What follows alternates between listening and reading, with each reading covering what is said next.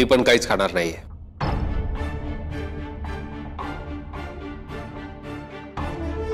आता काय चाललंय तुमचं रणजित भाऊजी? कुपोषण. जोपर्यंत आईसाहेब खाणार नाही तोपर्यंत मी सुद्धा खाणार नाही. रणजित, आमच्या सहनशक्तीचा अंत बघू नका. आईसाहेब, जसं तुम्ही कुणाचं ऐकणार नाही तसं माझंही आहे. याला आडमुठेपणा म्हणतात रणजित. मग हा आडमुठेपणा मी तुमच्याकडूनच शिकलोय आईसाहेब.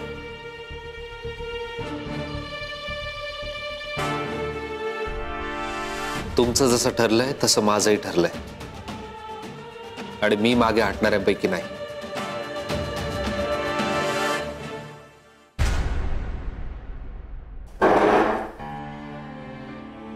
अहो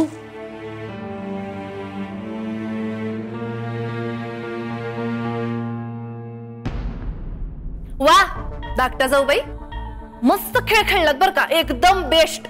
म्हणजे माय लेकरात असं महाभारत घडवून द्यायचं, मग काय होईल, स्वतःचा इम्पॉर्टन्स वाढेल.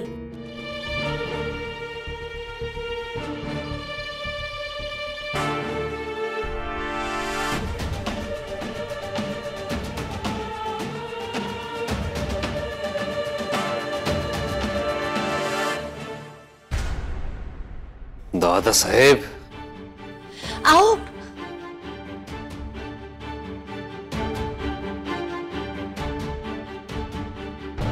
दादासाहेब,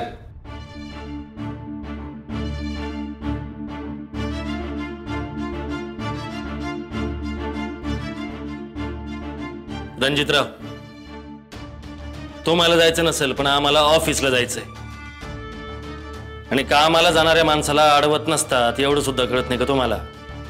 अडवणूक तुम्ही केली दादासाहेब. तुम्ही म्हणाल ती पूर्व दिशा असं ऐकणारे ऑफिस मधले लोक हवेत ना तुम्हाला. अनफॉर्च्युनेटली मी त्यातला नाही. पण म्हणून त्यांचं भलं होत असतं आणि ते मेंटेन राहतं. बरं, तुम्हाला नसेल पण आम्हाला बक्कळ काम आहेत. असतील ना, समोरच्याचं नुकसान करून स्वतःचे किस्से भरायचे असतील. दादासाहेब, एवढं बाबूजी करतात, ऋषिकेशला जातात, यो त्यो करतात, पण हाव काही अजून गेली नाहीये. उलट हाव इतकी वाढलीये की समोरचा गरीबही दिसत नाही आणि माणुसकी दिसत नाही. दिसतो तो फक्त बँक बॅलन्स, फायदा आणि ढाले पाटलांची संपत्ती. तुला माहित नाही तू काय केलंयस. कारण भैयासाहेब, आम्हाला माहितीये की तुम्ही काय करू शकता. भैयासाहेब, तुम आगे बढ़ो, हम तुम्हारे साथ है. संजय, अगं चल ग मर्दाने, एकच गोष्ट किती वेळ धरून बसणार आहेस?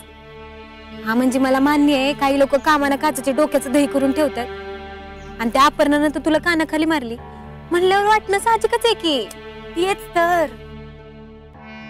तेच सांगते मी तुला, मी जे बोलते ना ते तुला समजतच नाहीये. अगं त्या पोरीने मला मारलं म्हणून डाऊट नाहीये माझा तिच्यावर, पण एखादी अशी व्यक्ती असते ना की ती जवळपास असली तरी असं काहीतरी चुकीचं फेल होत असतं बघ. ते फुलपाखरू इफेक्ट नाही का? म्हणजे हे बघ, फुलपाखरू असतं की नाही, आता ते जगाच्या पाठीवर एखाद्या कोपऱ्यात कुठेतरी त्याने जर पंख झटकले तर जगाच्या दुसऱ्या टोकावर असं वादळ येते, ते पण सुनामी सारखं. असं असते? हा, नियम असतोय तसा. संजय, त्या अपर्णा बटरफ्लाय असते तर त्या दिवशी उडत आली असती, चालत कशाला आली असती? मोने, ब्रेन नावाची गोष्ट असते हे माहिती तरी आहे का ग तुला? होय, लई बोलू नकोस बर का. एक तर आधीच काय बाय सांगून माझ्या ब्रेनचा परवाडा केला. चंद्र, आता यायला. संजय, तू विसरलेस वाटतं. आज स्पेशल दिवस आहे. आज उजेडात उजेड पडणार होता. माझ्या आयुष्यात समसम लाइटिंग होणार होती ग. काय दिसतंय तुला? अपर्णा नाही आली ना. ती आली ना, मी तिला प्रपोज केलं ना, माझ्या आयुष्यात रोषणाई आली. संजय, माझं आयुष्य ना ते असं झिरो बल्ब लागलेलं रूम सारखं डिम झालंय बघ. नाही आली का ती? नाही. क्या बात है. ये भी क्या बात है. असं कोण करत? असं कसं करू शकते ती? ते मला काय माहिती. सुजा, हे बघ, आता जे झालं ते वाईट झालं, पण माणसानं नेहमी वाईटातनं चांगलंच शोधायचं असतं बघ. हा ना संदेश असणार आहे तुझ्यासाठी. कुणाचा? कुणाचा म्हणजे? अरे देवाचा, नियतीचा. त्यांना ना काहीतरी सुचवायचंय बघ तुला. काय? अरे म्हणजे बघ, अपर्णा इकडं आली बी नाही आणि तू तिला अजून प्रपोज केलं बी नाही, तर हे अपर्णा आली नाही हे चांगलं झालं असं म्हणायचं तुला? अगं संजय, मी आज तिला प्रपोज करणार होतो, तिला परमनंटली माझ्या लाईफ मध्ये सेट करणार होतो. तुला माहितीये ना माझं किती प्रेम आहे तिच्यावर, आणि तू खुश होतीस. चढव चढव, हरभऱ्याच्या झाडावर चढव मला. हरभऱ्याच्या झाडावर नाही बर का, मी खरंच नोटीस केलंय म्हणून बोलती. मग तसं हे बी नोटीस कर. तू जसं त्या अपर्णा मोरेबद्दल विचार करत होतीस तशी ती पोरगी नाहीये. तुला ती पोरगी रॉंग वाटत होती. ती सुजित रावांवर नाही, त्यांच्या ढाले पाटील असल्यावर प्रेम करते असं वाटत होतं ना. आणि संजय तिने नकार देऊन तुला फुल रॉंग प्रूफ केले. संजय जरा विचार कर, ती जर त्यांच्या नावावर पैशावर मरत असती तर ती नाही कशाला म्हणली असती ग? तेव्हा तुझं रीडिंग आहे ना फुल ऑन रॉंग आहे, ती चेंज कर पहिलं. एकदम बरोबर बोलतीये ग तू. मी लय चुकीचा विचार केला तिच्याबद्दल. मी रॉंग ठरले. मी असं नव्हतं करायला पाहिजे. शानी बाय ग माझी ती. बरं आता ठेवते फोन. हा.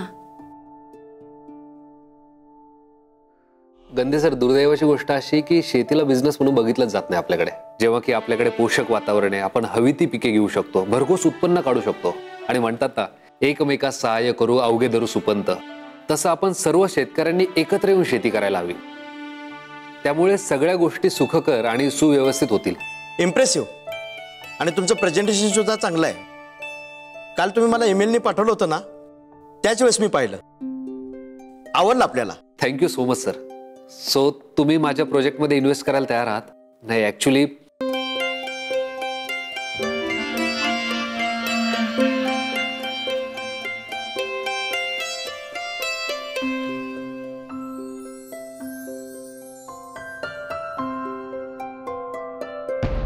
आलोच. दादासाहेब आईसाहेब, ऐका, होलिका देवी पावली म्हणायची. आमच्या रणजित भाऊजीने बुद्धी दिलीस. नाही, आम्हाला तर वाटलं तुमच्या लक्षातच नसल. आपल्याला एक आई आहे, मोठा भाऊ आहे. वहिनी सेकंड बोमलाच्या नंतर असते, पूजेनंतर. तुम्ही काय ऍडव्हान्स मध्ये सुरू केला काय?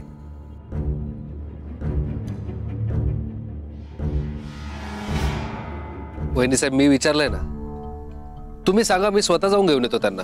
काही गरज नाही. नाही म्हणजे आमचे हे आणि आईसाहेब एका महत्वाच्या मीटिंग साठी गेलेत. आईसाहेबांनी आम्हाला स्वतःहून सांगितले, या वर्षीची पूजा पण तुम्ही दोघांनीच करायची आणि आम्ही जातीनं लक्ष ठेवायचे. ठीक आहे बर का धाकट्या जाऊबाई, पूजा नीटच झाली पाहिजे. लई म्हणजे लई महत्वाची पूजा आहे बर का. आणि आमचं लक्ष आहे तुमच्याकडं. जी मी बेबी मावशी. ए सुजा, बेबी मावशीना काय म्हणायचं नाही बरं का. त्या एकदम व्यवस्थित बारीक झाल्यात. तिकडे गारगोटीला असल्या म्हणून काय झालं, रोज फिरायला जात आहेत त्या. हा, फेकाडी आहे बेबी मावशी, माझा अजिबात विश्वास नाही. काही फेकत बिकत नाहीत बरं का त्या. तर रोज चालायला जाताना मला व्हिडिओ कॉल करतात. हा, चोरावर मोरण म्हणतात त्याला.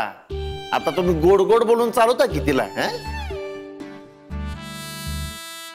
पण तुझ्या तू आलास हे बारी केलंस. भैयासाहेब, तसं मी येणारच होतो मी. आता तुम्हाला माहित नसेल कदाचित, पण 2 दिवस जरा मी देवदास मोड मध्येच होतो. आणि परत यो काल रात्रीचा प्रकार. पण म्हणलाच धुळवड आहे, सेलिब्रेट करूया. बाकी आयुष्यात काही गम आहेच की काय. देवदास मोड